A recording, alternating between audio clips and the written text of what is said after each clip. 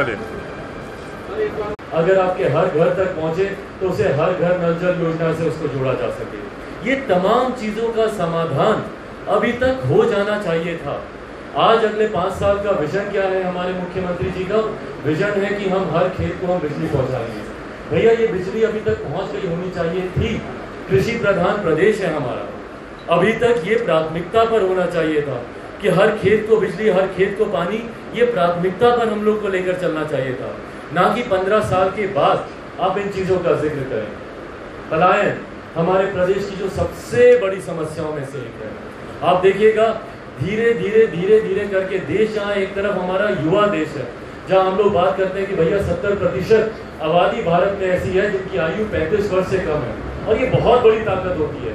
युवा ही भारत का भविष्य है, युवा ही नई सोच लेकर आएंगे, युवा ही बिहार को आगे लेकर जाएंगे। पर चिंता का विषय है युवाओं का पलायन। जहाँ देश हमारा युवा है, वहीं प्रदेश हमारा धीरे धीरे बुजुर्ग होता जा रहा है। क्यों? क्योंकि सारे युवाओं का पलायन हमारे प्रदेश से होने लग गया है। रोजगार के लिए हो, शिक्षा के लिए हो, विभिन्न और कारणों से हो, व्यवसाय के लिए हो, पर जितने भी युवा हैं वो हमारे प्रदेश से धीरे धीरे पलायन करते जा रहे हैं, दूसरे प्रदेशों में जा रहे हैं, वहाँ पर रोजगार कर रहे हैं या शिक्षा हासिल कर रहे हैं। ये तमाम चीजें मेरे लिए चिंता का विषय है।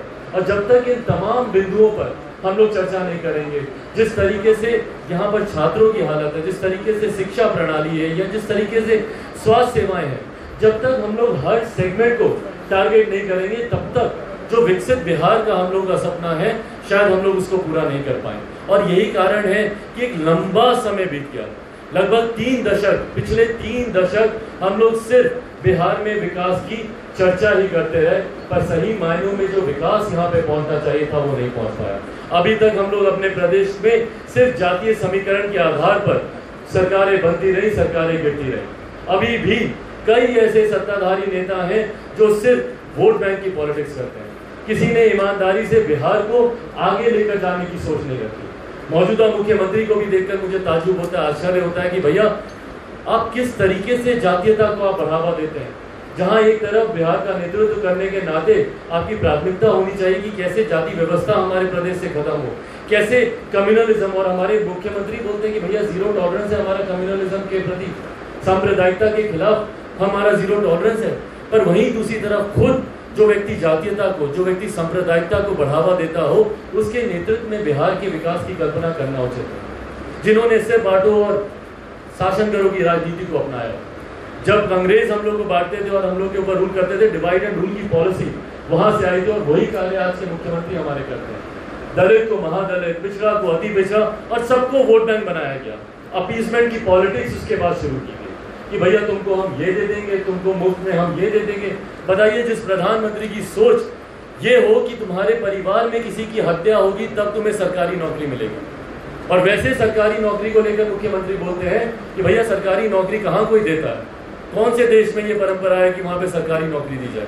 भाई क्यों नहीं है? आप मुख्यमंत्री हैं हमारे प्रदेश के। आज अगर हम लोग रोजगार की अगर अपेक्षा रखेंगे तो आपसे नहीं रखेंगे तो किससे रखेंगे? सरकारी नौकरी आप दे नहीं सकते। कारखानों को लेकर आपने हाथ खड़े कर लिए। जिस तरीके से मुख्यमंत्री ने बोला कि लैंड लॉक्ड है हमारा एरिया, प्रदेश हमारा बिहार, भैया पंजाब भी ऐसे ही लैंड लॉक्ड है, हरियाणा भी है, मध्य प्रदेश भी है, राजस्थान भी है, और आंकड़े आप लोग निकाल कर देखिए, हजारों की संख्या में वहां पर कारखाने खुले हुए हैं। और हमारे यहाँ कारखाने नए खुलना तो बंद, मुख्यमंत्री जी के कार्यकाल में आप देखिएगा कि कितने सैकड़ों जो चल रहे थे कारखाने वो बंद हुए। निरंतर मैंने मुख्यमंत्री से आग्रह किया कि सर सबसे पहले जितनी बंद मिलें पड़ी हैं उसको हम लोग को खुलवाने का काम करना चाहिए। पेपर मिल हो, चीनी मिल हो, कई ऐसे कारखाने, उसमें यंग IT प्रोफेशनल्स की टीम को आप हायर कीजिए और उन प्रोजेक्ट को कैसे फाइनेंशियली वायबल किया जाए उस पर हम लोग को काम करने की जरूरत है। नहीं, मुख्यमंत्री की सोच ही नहीं है उस तरफ, ना शिक्षा को लेकर, ना रोजगार को लेकर। इतनी युवा विरोधी सोच के साथ हमारे मुख्यमंत्री हैं, वो चाहते ही नहीं है कि हमारे प्रदेश का युवा आगे बढ़े, और यही कारण है युवाओं का पलायन हमारे प्रदेश से होता जा रहा है। और मुख्यमंत्री तो कहते हैं कि भैया जितने युवा हैं वो अनुभवहीन होते हैं। ताजुब होता है मुझे, क्योंकि मुख्यमंत्री जी ने अपनी राजनीतिक शुरुआत भी युवा के तौर पर ही की थी। छात्र आंदोलन से वो निकले थे, जेपी के दौर से वो निकले थे, और उस वक्त उनकी जो राजनीति थी वो छात्र आंदोलन छात्रों युवाओं के लिए ही था। और आज जब दूसरे युवा आगे बढ़ना चाहते हैं, मेरे जैसे युवा जब विकास की सोच लेकर आना चाहते हैं, तो सबसे पहली बार मैंने मुख्यमंत्री से मैंने आग्रह किया कि सर लछवाड़ को हम लोग को विकसित करना चाहिए। यहाँ पर भगवान महावीर के जितने भी श्रद्धालु हैं वो यहाँ पर आकर निवेश करना चाहते हैं, इसको एजुकेशनल स्पॉट बनाना चाहते हैं, पर किसी तरीके के कार्य के लिए मुख्यमंत्री ने अपनी रुचि नहीं दिखाई। और उसके बाद जब इन विषयों को मैंने उठाना शुरू किया तो मुख्यमंत्री ने मुझसे ही संवादहीनता साध ली। ना उन्होंने मेरा फोन उठाते थे, ना मेरे पत्रों का कोई जवाब। भाई पूछिए ना मुझसे, सड़क मार्ग से अगर मैं गया हूं, पहली बार एक लंबे समय के बाद कोई ऐसा नेता है जो कि सरकार का अंग था, वो सड़क मार्ग से निकला। आखिरी बार मुख्यमंत्री कब सड़क मार्ग से निकले मुझे नहीं पता, मेरी जानकारी में नहीं। और सड़क मार्ग से भी जब वो निकलते हैं तो पूरा रूट उनके लिए लगाया जाता है। जैसे पुराने जमानों में राजाओं महाराजाओं के लिए व्यवस्था की जाती थी, दोनों तरफ खुशहाली दिखाई जाती थी, खूबसूरत मुस्कुराते हुए चेहरे सामने रखे जाते थे ताकि राजा को लगे कि मेरी प्रजा बड़ी सुखी है, बहुत अच्छे से रह रही है। उसी तरीके से मुख्यमंत्री जब निकलते हैं तो रूट लगा दिया जाता है, कूड़ा करकट होता है। कई चैनल्स ने वो विजुअल दिखाए, जब एक योजना के पुल के उद्घाटन के लिए मुख्यमंत्री गए थे तो कपड़े से ढक दिया गया था कूड़ा करकट को। क्यों? ताकि मुख्यमंत्री को लगे कि भैया नहीं, बहुत साफ सफाई है, एकदम स्वच्छता अभियान हमारे प्रदेश में अच्छे से चल रहा है। हमारे मुख्यमंत्री ने अफसरशाही को हमारे प्रदेश पे जिस तरीके से हावी कर दिया, अफसर राज यहाँ पर लेकर आ गए, जनसंवाद इनका बंद हो गया, नेताओं पे इनका विश्वास नहीं है, सिर्फ अधिकारी हमारे प्रदेश में सरकार चला रहे हैं। और अधिकारी जिनकी जनता के प्रति कोई जवाबदेही नहीं होती, वो अपने मन मुताबिक जो उनको ठीक लगता है वो करते हैं। और हमारे मुख्यमंत्री क्या बोलते हैं? जीरो टॉलरेंस है हमारा करप्शन के खिलाफ। दिल पे हाथ रख के कोई एक व्यक्ति बोल दे कि क्या 7 निश्चय में भ्रष्टाचार नहीं हुआ? एक बिहारी इस बात को बोल दे, जो आप कहेंगे मैं करने को तैयार हूं। एक बिहारी दिल पे हाथ रख के बोल दे कि 7 निश्चय में भ्रष्टाचार नहीं हुआ। आपकी नाक के नीचे भ्रष्टाचार पनप रहा है, आपकी नाक के नीचे भ्रष्टाचार हो रहा है, और उसी को आप मेडल बना के अपने सीने से लगाए हुए 7 निश्चय 7 निश्चय 7 निश्चय पार्ट 2 लेकर आ रहे हैं। नली गली के काम जाकर देखिए कैसे अधर में लटके हुए हैं। सिर्फ योजना बनाने से नहीं होता, उसके लिए राजस्व भी तैयार करना होता है, उसके लिए उसके ऊपर स्टडी करने की जरूरत है। पढ़े लिखे हमारे मुख्यमंत्री इंजीनियर हैं, और उसके बाद इनके इंजीनियर मुख्यमंत्री के रहते हुए हमारे पुल टूट जाते हैं, पुल धराशायी हो जाते हैं। बताइए, अभी तक उसमें यातायात शुरू नहीं हुआ, पुल टूटने लग गए। तो जब तक कागज पे ये अधिकारियों के साथ बैठकर ये सारी चीजें करते रहेंगे, हमारा प्रदेश ऐसे ही बर्बाद होता रहेगा। जनता के बीच जाइए मुख्यमंत्री जी, छोड़िए उड़न खटेलों को, छोड़िए हेलीकॉप्टर को, सड़क मार्ग से निकलिए जनता के बीच में। आज मैं आपको कह रहा हूं कि चिराग पासवान सड़क मार्ग से जा रहा है, मेरी पार्टी के तमाम बाकी के नेता हेलीकॉप्टर से जाएंगे, प्रचार करेंगे। समय कम है, इसीलिए हम लोग को प्रैक्टिकल होकर भी काम करने की जरूरत है। प्रचार में समय कम है, मेरे तमाम नेता जाएंगे हेलीकॉप्टर से, पर चिराग पासवान सड़क मार्ग से जाएगा। और मैं चाहता हूं कि मेरे मुख्यमंत्री एक बार तो निकले सड़क मार्ग से, बिना रूट लगाए हुए जनता के बीच जाए। बोलते हैं कि भाई पटना के किसी भी कोने से, एक कोने से दूसरे कोने में 4 घंटे में, 4.5 घंटे में पहुंच जाएंगे। भाई आप जाके दिखाइए, यहाँ से गोपालगंज जाके दिखाइए, यहाँ से सीमांचल के इलाके में सड़क की हालत देखिए कैसी है, जिसको आप गिना रहे हैं आप जाकर देखिए। एक दिन में भी अगर आप पहुंच गए तो जो आप कहेंगे मैं हारने को तैयार हूं। इस बदहाल स्थिति में आप हमारे प्रदेश को ले आए हैं, और उसके बाद आप कहते हैं कि भैया हमने तो इतना विकास किया। कुछ लोगों को विकास दिखता ही नहीं है, कुछ लोग तो जानता ही नहीं है, कुछ लोग को पढ़ता ही नहीं है। भाई पढ़ते हैं हम 16-20 बिहारी रहने को मजबूर है, कैसे सामाजिक दूरी का पालन होगा वहां पर? और उसके बाद मुख्यमंत्री हमारे खामोश। यहां पर जब हमारे नेता, मेरे अभिभावक, मेरे पिताजी रामविलास पासवान जी, जब उन्होंने निरंतर कोरोना काल में निरंतर बिहार के मुख्यमंत्री से बात कर हो, उप मुख्यमंत्री से बात कर हो, यहाँ के अधिकारियों से बात कर हो, ताकि किसी को राशन की कमी यहाँ पर नहीं हो। पापा दिन रात लगे रहे, उनकी तबीयत खराब थी, अस्पताल से वीडियो कॉन्फ्रेंसिंग वो करते थे। लगभग 15 लाख के करीब लाभार्थियों की सूची पेंडिंग थी, जो बिहार सरकार ने 2014 से नहीं दी थी। उसके लिए पापा निरंतर प्रयासरत रहे कि जो लाभार्थी हैं कम से कम उनका नाम तो खाद्य सुरक्षा कानून के साथ जुड़े, ताकि उनको तो इस योजना का लाभ हो, ताकि उनके पास राशन पहुंचे।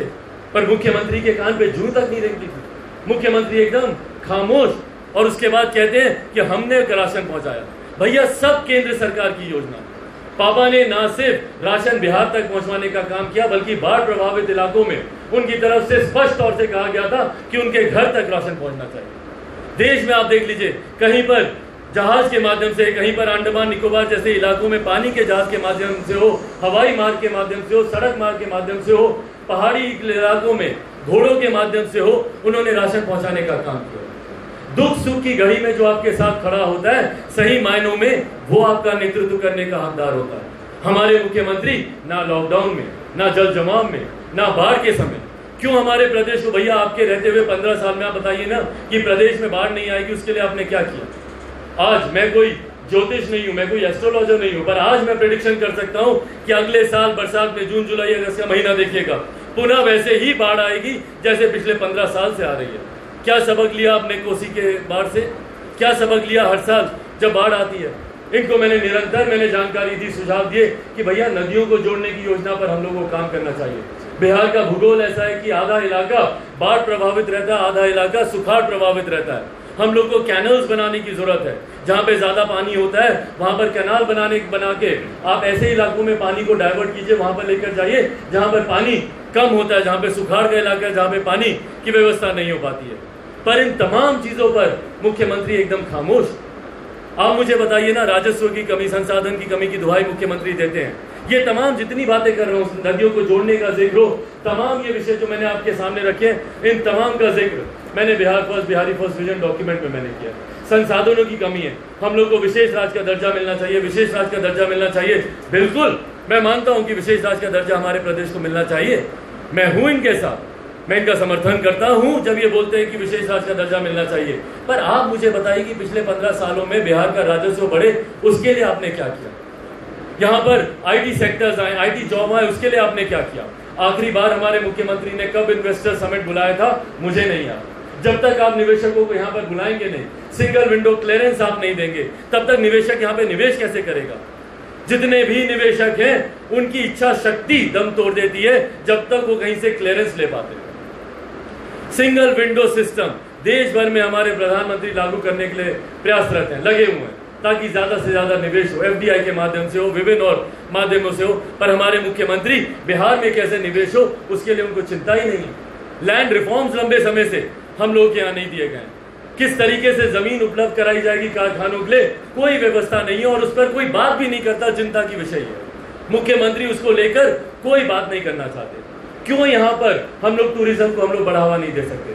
बिहार उन प्रदेशों में है जहां पर अनंत संभावनाएं हैं, पर अनंत संभावनाओं के बाद भी हमारा प्रदेश अनंत समस्याओं से ही घिरा हुआ। क्यों नहीं यहाँ पर हम लोग टूरिज्म को बढ़ा सकते?